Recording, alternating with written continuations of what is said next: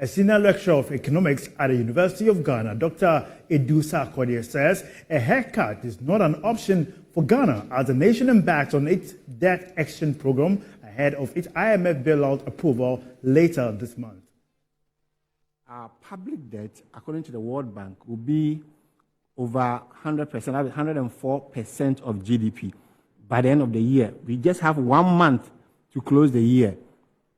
And when you are discussing the public debt, you should not place so much emphasis on the debt GDP ratio alone. Why? Because Japan's debt to GDP ratio is 200%. America's debt to GDP ratio is over 100%. But it's not a problem for them. Why? Because the debt service burden on their revenue is less than 20%. If you sell all the goods that you produce in the country, it will not be enough to even pay the debt. And that's how serious the situation is. And we must deal with it as a country. It is the reason the IMF is asking for debt restructuring before the program. You must first of all get rid of that demon, or monster of debt, and then you can have a program with them. So in discussing the debt restructuring, there are so many ways.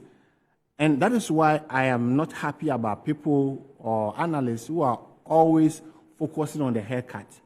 Haircut should not be an option at all. It should not be an option on the table. Why? Because if Ghana even does haircut, we may be the first African country to do that in recent times.